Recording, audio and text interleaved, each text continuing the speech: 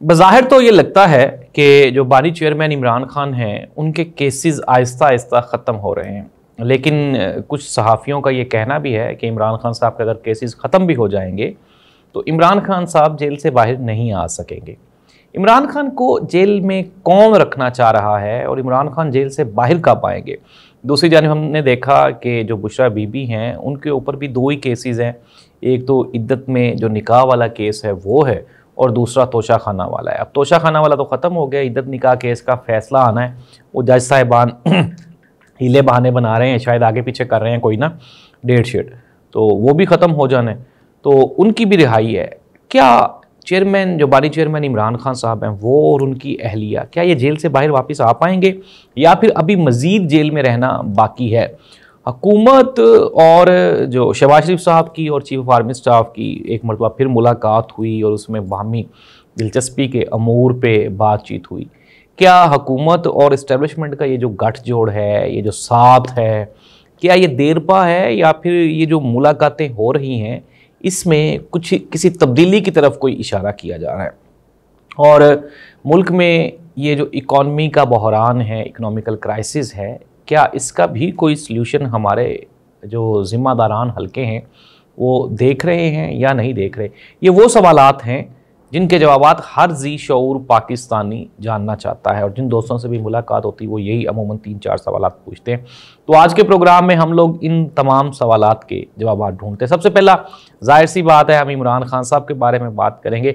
अच्छा, बानी चेयरमैन इमरान खान के ऊपर बज़ाहिर जो 4 केसेस थे वो हमने देख लिया। एक तो सबसे बड़ा जो केस था वो साइफ़र का था, साइफ़र में सज़ा मुअत्तल होगी। फिर तोशा खाना वो जो घड़ी वाला केस था उसमें भी सज़ा मुअत्तल हो गई। अब एक वो जो अलकादर का ट्रस्ट केस है वो उसमें भी मैंने पहले भी बताया था कि वो भी वीक है और उसमें गवाहियाँ नहीं हो रही, उसमें भी अभी तक इमरान खान को उसमें वैसे सज़ा भी नहीं हुई। और चौथा जो है वो इद्दत निकाह केस है और उसमें केस पूरा सुन लिया गया है, लेकिन जो जज साहब हैं उन्होंने माजरत कर ली, उन्होंने कहा जी कि मैं मज़ीद ये केस नहीं सुन सकता, जज बदल दिया जाए। तो ये जो जज तब्दील करने वाला सीन होता है इसमें सिंपल यही होता है कि वो जो केस है उसको लटकाया जाना चाह रहा होता है। दूसरी जानिब अगर हम देखें तो इमरान खान साहब के ऊपर कुछ नए केसेस भी बनाने की तैयारी की जा रही है, जैसा कि इमरान खान का आजकल वो ट्विटर वाला एक फड्डा पड़ा हुआ है, उसमें FIA की टीम ने इमरान खान साहब से मुलाकात की और इमरान खान का मौक़िफ़ जानने की कोशिश की। अच्छा, इमरान खान साहब जो हैं वो जेल में होते हुए भी उनकी जो मोटिवेशनल स्पिरिट्स हैं वो कम नहीं हुई। हमने देखा था कि जब नैब के नुमाइंदगान ने इमरान खान से मुलाकात की थी तो इमरान खान ने उनसे पूछा कि आप मुझे बताएं कि नैब में बेहतरी कैसे की जा सकती है। पंजाब पुलिस के कुछ लोग इमरान खान से इन्वेस्टिगेशन करने के लिए जेल में गए तो इमरान खान ने कहा कि आप मुझे बताएं कि हम पंजाब पुलिस को बेहतर कैसे कर सकते हैं। सिमिलरली ये जो FIA की टीम जब वहाँ पर गई तो इमरान खान साहब ने उनसे उल्टा सवालात पूछे, जी FIA को बेहतर कैसे किया जा सकता है और आपने अदर मिशवानी और उनके भाइयों को जो उठाया है तो आपको नहीं लगता कि आप ये गलत कर रहे हैं और इस तरह के केसेस में सियासी जो आप कार फरमा बन रहे हैं ये गलत है? तो इमरान खान साहब बजाय इसके कि परेशान हों या कोई डिप्रेस हों जेल में होने, वो जो बंदा उनसे तफ्तीश करने की कोशिश करता है उल्टा वो क्राइसिस का शिकार हो जाता है। हमने अदालत में भी देख लिया कि जजिस के सवालात के जवाबात में वो जज उनसे सवालात पूछ रहे थे तो इमरान खान ने कह दिया जी कि फॉर्म 47 वाले तो अमेंडमेंट नहीं कर सकते, और फिर उन्होंने कहा जी कि हमारे साथ ज़्यादती हुई, हमसे बल्ले का निशान लिया गया, फिर हमारे लोगों को उठाया गया। तो सुप्रीम कोर्ट ऑफ पाकिस्तान में भी इमरान खान को अगर हम देखें तो वो यही कर रहे हैं। दूसरी जानब इमरान खान का जो इंटरनेशनल रिलेशंस हैं, हमने देखा था गुज़श्ता दिनों ने एक सहाफ़ी को जेल में होते हुए भी उसके सवालात के जवाबात उसको भेज दिए और वो इंटरव्यू चल गया। फिर हमने देखा था गार्डियन में और भी कई इंटरनेशनल अखबारात में इमरान खान साहब के आर्टिकल भी छप रहे हैं। तो ये एक ना मुश्किल मरहला है इमरान खान के मुखालफिन के लिए कि इमरान खान को हैंडल कैसे किया जाए। अब जाहिर सी बात है यही होता है, एस्टेब्लिशमेंट अमूमन यही करती है। अगर हम नवाज शरीफ साहब को, भुट्टो साहब को तो फांसी लगा दिया था, मोहतरमा बेनज़ीर भुट्टो साहिबा को भी एट द एंड वो नहीं कंट्रोल हुई तो रास्ते से हटा दिया गया। तो बल मोहतरमा बेनज़ीर भुट्टो साहिबा का केस तो अभी वो अंडर प्रोसेस है, इन्वेस्टिगेशंस हो रही हैं, किसने मारा है किसने नहीं। तो अगर इमरान खान साहब की बात करें तो आरिफ अलवी साहब ने कहा कि इमरान खान को ऑफ़र हुई थी कि जी आप बाहर चले जाएं, खामोशी इख्तियार करें तो हम आपके लिए कोई नरमी अपना सकते हैं, लेकिन इमरान खान ने कहा कि अगर मैं पाकिस्तान छोड़ के जाऊँगा तो कहाँ जाऊँगा, इसके अलावा तो मुझे दुनिया में कोई लोग जानते भी नहीं है, तो मैं अपने मुल्क में ही रहूँगा। अगर इमरान खान साहब की बात की जाए तो अगर इमरान खान ने बाहर जाना ही होता तो जब जमाइमा खान ने कहा था कि आप मेरे साथ बाहर चलो, तो शायद इमरान खान तब बाहर जा चुके होते, लेकिन नहीं गए। तो ये जो मौजूदा सुनैरियो है, इसमें इमरान खान बाहर तो नहीं जाएगा, ये तो कन्फर्म है। अब जाहिर सी बात है, एस्टेब्लिशमेंट इमरान खान को आने भी नहीं देगी, क्योंकि वो जो डील शील वाला NRO वाला सिलसिला है या बातचीत वाला सिलसिला है, जिस तरह राना सनाउल्लाह साहब ने कहा कि इमरान खान साहब को चाहिए कि वो कट टू साइज़ हो जाएं, और जो अली अमीन गंडापुर हैं और उसके अलावा वो जो मोहसिन नकवी साहब की मुशावरत या बातचीत थी वो भी कार फरमा नहीं हुई। अली अमीन गंडापुर पे हम बाद में बात कर लेते हैं, लेकिन इमरान खान एस्टेब्लिशमेंट के साथ मुख्तरन ये कि बातचीत करना ही नहीं चाह रहे।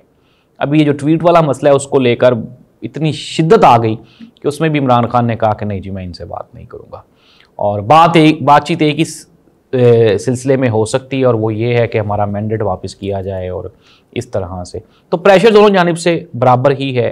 अब देखना है तो बज़ाहिर अब लगता क्या है और होगा क्या, ये हमने आपको बताना है। अब होना ये है, ज़ाहिर सी बात है, एस्टेब्लिशमेंट जो है वो एट द एंड मुल्क को भी देख रही होती है, अवाम को भी देख रही होती है। इस मरतबा ना पाकिस्तान की अगर हम हिस्ट्री को देखें तो पाकिस्तान की हिस्ट्री में कभी भी ऐसे नहीं हुआ। इवन के 2008 में हमने आपको गालबन बताया था, जब मोहतरमा बेनज़ीर भुट्टो साहिबा का वो मर्डर हुआ, तो फिर उसके बाद भी उन्होंने पीपल्स पार्टी को दे दिया था इक़्तिदार, हालांकि वो नहीं चाहते थे। एक दो मरतबा पहले भी ऐसा हुआ है कि जब एस्टेब्लिशमेंट के अगेंस्ट वोट पड़ा तो इन्होंने इक़्तिदार उनको देना पड़ा। इस मरतबा उल्ट हो गया, इस मरतबा वोट भी पड़ गया इमरान खान को, लेकिन इक़्तिदार नहीं दिया उन्होंने इमरान खान को एट एनी कॉस्ट। आप ये देख लें कि अगर वो इस्लामाबाद की जो 3 सीट्स हैं उसके ऊपर बात करें तो इलेक्शन ट्रिब्यूनल का उन्होंने, वो जो मुस्लिम लीग नून के 3 MNAs हैं, उन्होंने दरख्वास्त दे दीजिए कि आप ना ये जो ट्रिब्यूनल है इसी को बदल दें, तो जज साहब ने उनकी वो एक्सेप्ट भी कर ली और वो ट्रिब्यूनल बदल गया।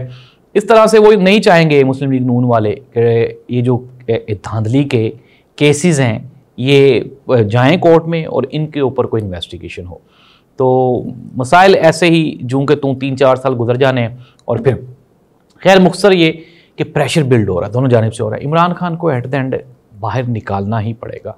इमरान खान का JUI यानी कि मौलाना फजलुर रहमान साहब के साथ भी उनका कोई इत्तेहाद होने जा रहा है।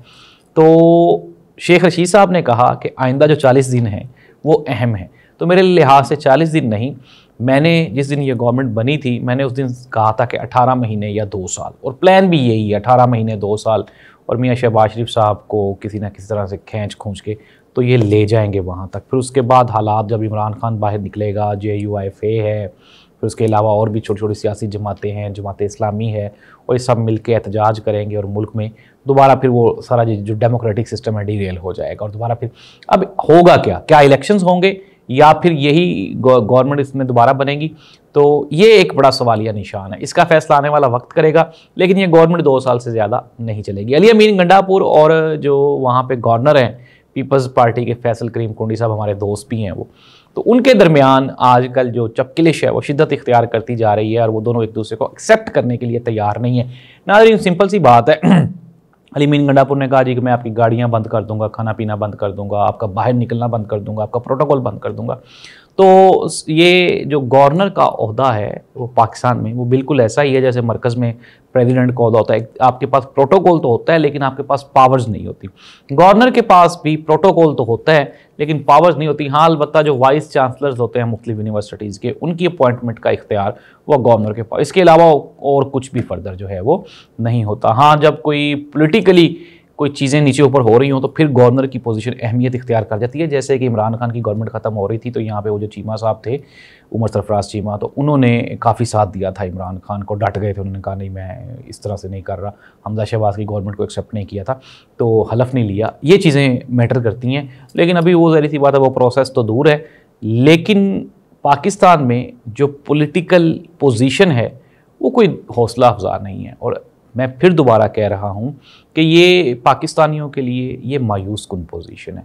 हम महंगाई कम भी कर लेंगे, बजट आने वाला है, चीज़ें बेहतर भी हो जाएंगी, लेकिन इसके बावजूद पाकिस्तान की जो इकोनॉमिकल पोजीशन है वो अनटिल अनलेस जब तक पॉलिटिकल स्टेबिलिटी नहीं आएगी तब तक ये मसाइल हल नहीं हो सकते। और पॉलिटिकल स्टेबिलिटी तभी आती है, ये तो आप जो है अगर पॉलिटिक्स पढ़ रहे हैं या सुन रहे हैं या देख रहे हैं तो अंडरस्टूड सी बात है, जब सबसे बड़ी पार्टी को ही आप लूप में नहीं ले रहे तो फिर स्टेबिलिटी नामुमकिन है। इमरान खान को लूप में लेना, उससे बातचीत करना, तभी स्टेबिलिटी मुमकिन है। अलबत्ता इमरान खान भी इनको एक्सेप्ट करे तो फिर ही है ना पीपल्स पार्टी और नून लीग को। लेकिन नून लीग और पीपल्स पार्टी ने भी कोई हौसला अफजा परफॉर्मेंस नहीं है उनकी भी डेमोक्रेसी को लेके। बिलावल साहब बड़े नारे लगाते थे, लेकिन एट द एंड फिर हमने देख लिया कि किस तरह से उन्होंने भी वो अपना मामलात के साथ उन्होंने भी समझौता कर लिया है। और बिलावल भुट्टो सरदारी साहब का वो जो डेमोक्रेटिक एक तशख़्ख़ुस था वो भी ख़त्म हो गया। अल्लाह इस मुल्क का हामी और नासिर हो। अल्लाह हाफ़िज़।